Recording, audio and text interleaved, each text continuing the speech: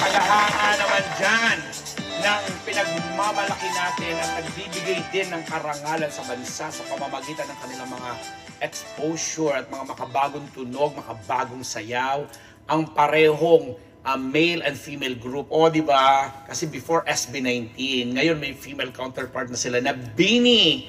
O, kasi ang magandang balita po dyan ay bibigyan sila ng Billboard, Korea's Billboard ng K-Power 100 Award. O, di ba? Kaya eto na sabi dito, Billboard Philippines is officially bringing the kings of pop and the nation's girl group to the highly anticipated launch of Billboard Korea. O, ang mga icons nga pong SB19 and BINI ay officially napili ng Billboard Philippines. Bibigyan sila ng special award sa launching event ng Billboard Korea sa Billboard K-Power 100 sa Seoul ngayong buwan na ito. Antaray, mahabol natin ngayong buwan na to, ngayong August yan, no? Okay, eto, yung mga award, the award that will be given to the two groups titled The Voices of Asia Award or The Voices of Asia Award. Bongga! Will honor their groundbreaking contributions to Filipino music and their unwavering championing of P-pop on the global stage. Ang nakaka-proud lang din talaga dahil actually this is the second time or third time ng SB19 na mapabiglan dito or mabigyan ng ganitong parangal. Tinalbungan pa nga nila yung may mga tinalbungan pa nga silang mga talagang internationally known artists or celebrities. Ngayong August 27 pala ito, which is tomorrow. O, di ba? Oo. Magaganap ito sa Yongbin-gwan Hall of the Sheila sa Seoul, sa South Korea. Oo. Okay, congratulations. Ako lang naman, inaisingit ko po ito kasi ang dami natin mga ang dami natin mga supporters at mga ka-team unbettable na tinatanong ako kasi nga 'di ba of late right now itong dalawang grupo na to na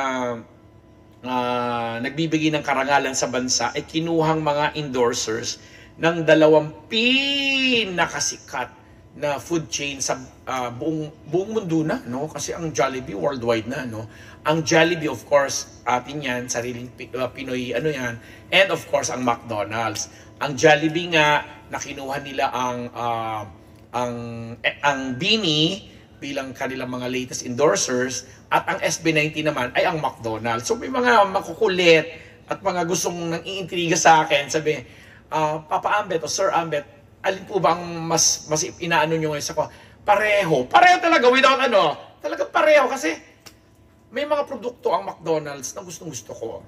'Di ba? May mga produkto din naman ng Jollibee na gustong-gusto ko. So malay ko ba naman kung ini-endorse sila ng BINI at saka ng SB19 Ang importante nakakatulong ako sa sales nila. Ganon! Dahil sobrang mahal-mahal ang mga nila ng kanilang mga TF daw. Pero dahil nga doon sa intriga na yun, natanong sa akin ng mga supporters ng BINI at saka ng SB19, napatunong tuloy ako, o tinanong ko tuloy yung mga kaibigan natin na nasa advertising agencies, na tinatanong ko sa uy, ano nga pala ang balita, anong report, sa alin ang mas lumakas after na kinuha nilang endorsers, itong dalawang pinagpipitaga ng male and female group ng bansa at globally na rin, ang SB19 at saka ang BINI. Alam mo, sinagot sa akin, nung kinuha daw ang ito totoo ha, for the record, nung nauna kasi nag-endorse ang BINI, yung mga babaeng grupo ng Jollibee. Talaga daw umakyat from something like 70%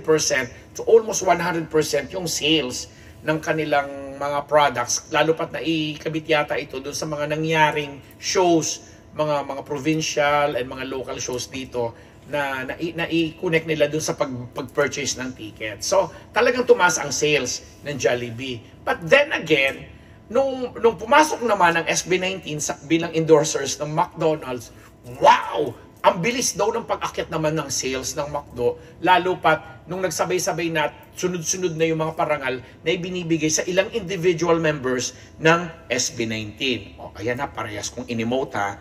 Yun na. So,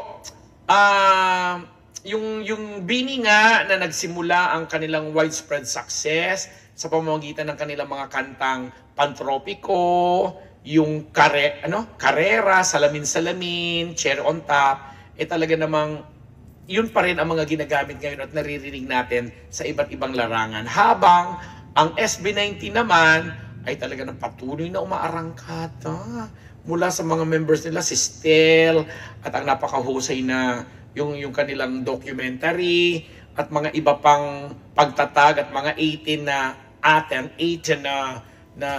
honors na binibigay sa ating lahat, talaga namang pinag-uusapan pa. So wag na lang nating lagyan ng intriga, wag na natin pagawayan dahil besides naman, ibang group, although lalaki at babae naman yan, di ba mas maganda lang nagko-collab kasi at least binagre-represent ng mga babaeng grupo at mga lalaking grupo globally or internationally at hindi tayo binibigyan ng kahihiyan. Although locally, may mga ilang sub-issues na kagaya nga yung sinasabing masyadong mahal ang ticket, yung mga merchandise items nila, masyadong parang sinasamantala yung lagnat ng mga fans at mga nagbumibili, etc.